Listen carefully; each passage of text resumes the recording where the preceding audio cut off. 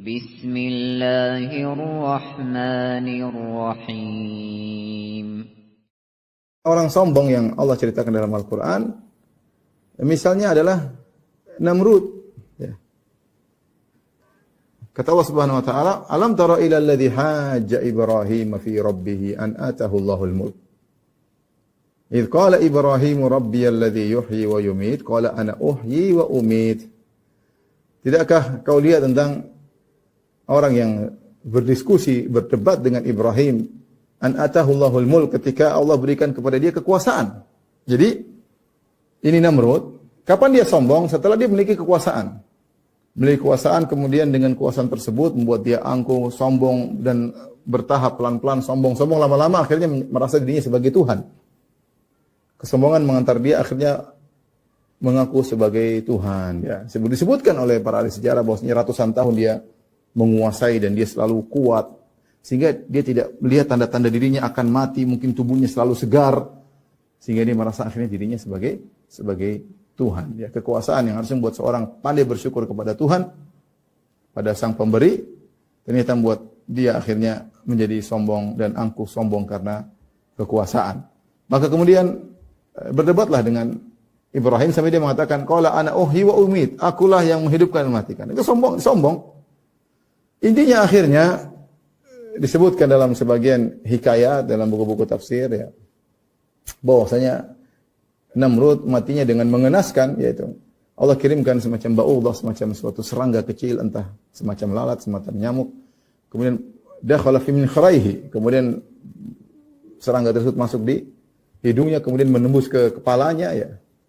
Dan akhirnya dia pun kesakitan kepalanya, dan kalau mau sembuh harus dipukul kepalanya. Dan itu dalam waktu yang lama. Setiap dia kesakitan, dia bentur-benturkan kepalanya di tembok, atau dia mendatangkan anak buahnya untuk memukul kepalanya, terus sampai akhirnya dia tewas. Sampai akhirnya mati gara-gara penyakit tersebut. Lihatlah bagaimana dia sombong. Begitu sombong, Allah cuma kirim serangga kecil. Ya. Kecil, kemudian selesai. Ya. Di antara tokoh yang sombong yang Allah sebutkan dalam Al-Quran adalah Fir'aun, ya. Fir'aun yang begitu sombongnya, ya, dengan mengatakan, ya, wa nada Fir'aunu fi qaumih, dia berseru di hadapan kaumnya, ya, dengan sombongnya dia mengatakan, alaysa li mulku Misra wa hadhihi al-anharu tajri min tahti afala tubsirun. Tidakkah kalian lihat bahwasanya kerajaan Mesir adalah milikku? Lihatlah sungai-sungai mengalir di bawahku, tidakkah kalian melihat? Sombong dia. Saya raja penguasa, ya. Dengan angkuhnya, ya. Sampai saking angkuhnya dia mengatakan, ana rabbukumul a'la, aku adalah Tuhan kalian yang tertinggi. Seandainya ada Tuhan-Tuhan selain aku, Musa punya Tuhan, Harun punya Tuhan, kalian punya Tuhan, aku yang paling hebat di antara Tuhan-Tuhan yang ada. Ana rabbukumul a'la, aku adalah Tuhan kalian yang paling hebat. Aku adalah Tuhan kalian yang paling tinggi. Ya. Tidak mau beriman kepada Nabi Musa. Dia anggap siapa Nabi Musa? Ya. Dia Musa. Ya. Apakah kami akan beriman kepada Musa dan Harun? Wa qaumuhuma lana abidun. Kata Fir'aun dan pengikutnya, bagaimana kami beriman kepada anu'minu li basyaraini mithlina? Wa kamu beriman kepada Musa dan Harun, manusia, wa qaumuhum lana abidun, sementara kaum mereka berdua menjadi budak-budak kami, beribadah kepada kami, tunduk kepada kami. Merendahkan apa sih Musa, Harun? Dari Bani Israel. Bani Israel anak buah kami. Budak-budak kami. Mau kami beriman kepada dari golongan budak? Enggak, kata Firaun. Sombong. Ya. Dan Allah telah berikan berbagai macam teguran, tapi kesombongan yang buat dia akhirnya menolak kebenaran. Dia tahu bahwasanya Musa di atas kebenaran. Dia tahu bahwasanya Tuhannya Musa itu yang menguasai segalanya. Makanya Nabi Musa berkata kepada Fir'aun, ya, laqad alimta ma anzala haula'i illa rabbus samawati wal ardi basair wa inni la adhunnuka ya Fir'aun mathbura.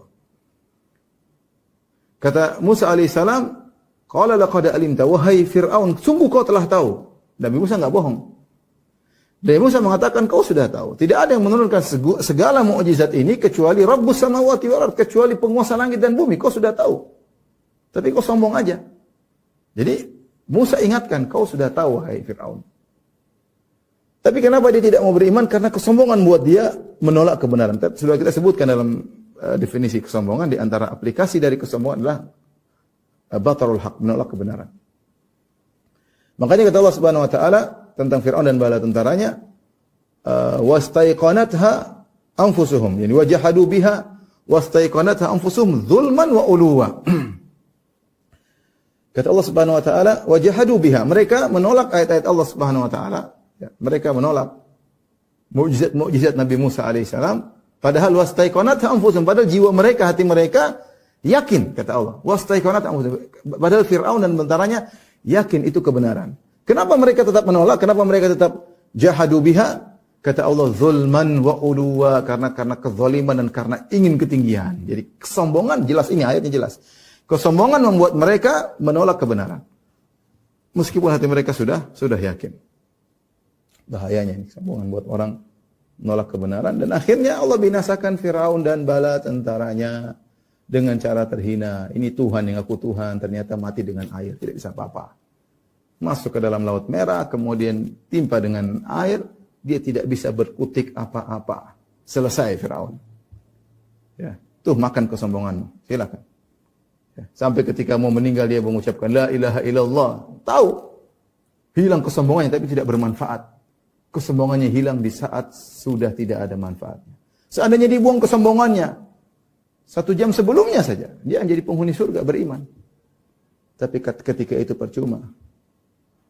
Tatkala adrakahul gharaqu qala amantu annahu la ilaha illa alladhi amanat bihi bani Israil. Aku beriman tidak ada yang berhak disembah kecuali Tuhannya Bani Israel. Wa ana minal muslimin. Aku Islam, kata Firaun. Kata Allah, al-ana wa qad asaita qablu wa kunta minal mufsidin. Sekarang baru kau sadar wahai Firaun, sebelumnya kau lakukan kerusakan. Ketika Firaun mau komat kamit mau memuji Allah, beristighfar, Jibril ambil tanah masukin ke mulutnya. Sudah selesai. Kesombongannya hilang di saat tidak bermanfaat lagi hal tersebut. Seandainya dia hilangkan kesombongan sebelumnya, dia akan masuk surga. Bahayanya bagaimana kesombongan mengantarkan orang pada kehinaan. Seperti apa? Seperti Qarun. Seorang yang sombong. Inna Qarun kana min qaumi Musa fabagha alaihim. Sungguhnya Qarun adalah dari kaum Nabi Musa, Bani Israel. Fabagha alaihim, kemudian dia sombong di hadapan, yaitu melampaui batas, sombong di hadapan kaum yang lain. Adapun kunci-kunci yang Allah berikan kepadanya, wa inna mafatihahu. Ya. Sungguhnya Allah berikan kunci-kunci hartanya itu latanu bil usbah ulil quwwah. Berat diangkat oleh orang-orang yang kuat. Kuncinya saja diangkat oleh banyak orang kuat, berat.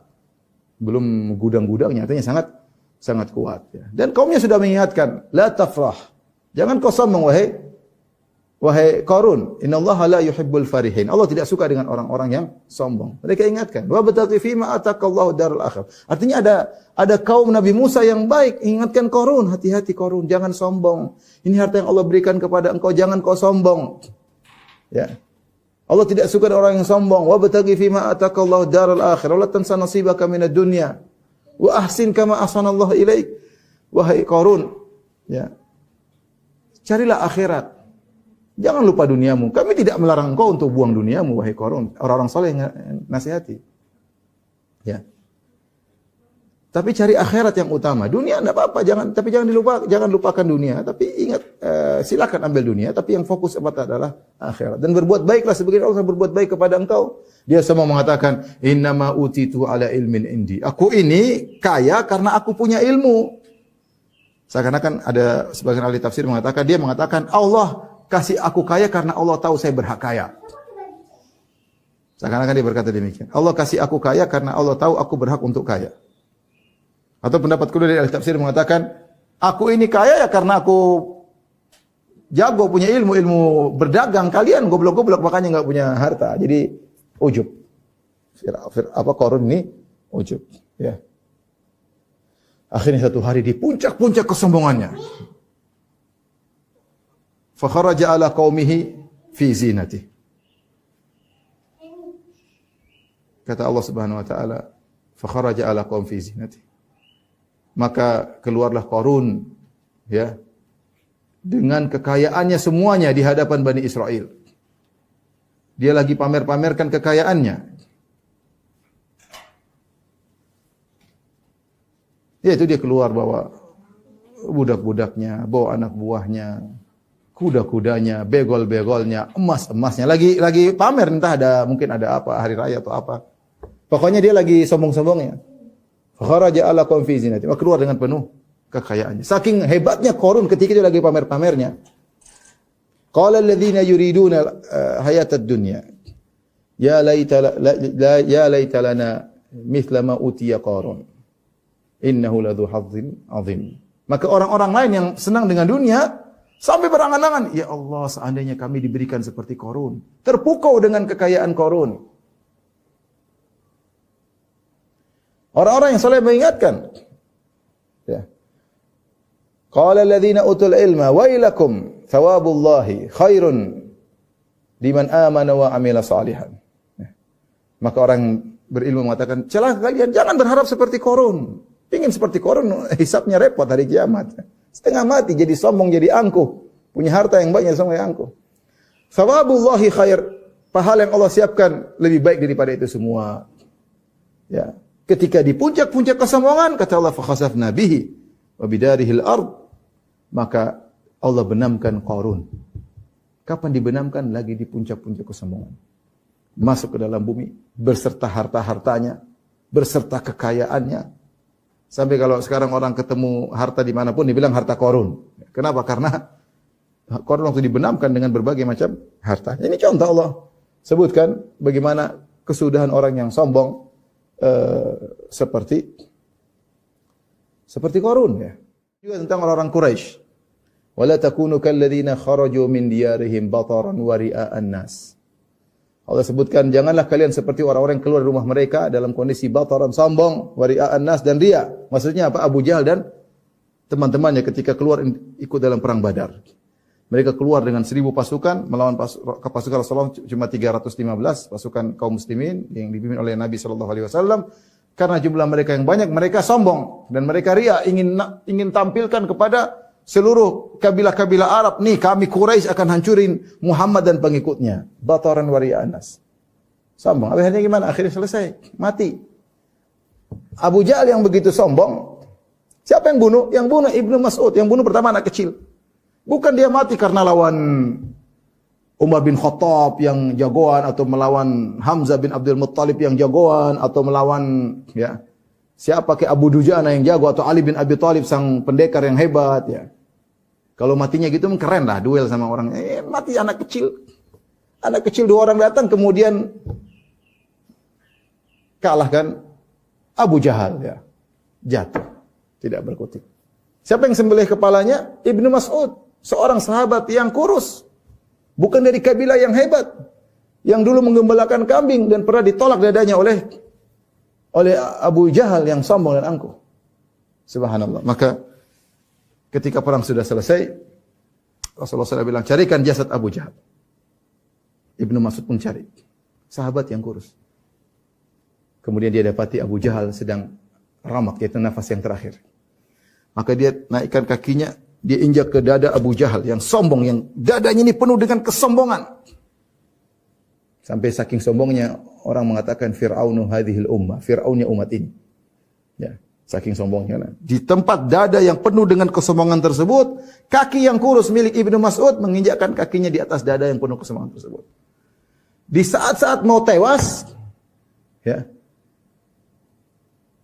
Abu Jahal masih sombong. Laqad wati'ta murtaqan sa'ban ya ruwai al-ghanam. Dia mengatakan, wahai orang kurus penggembala kambing, kau telah menginjakkan kakimu di tempat yang berat. Artinya, jangan injakkan kakimu di dadaku.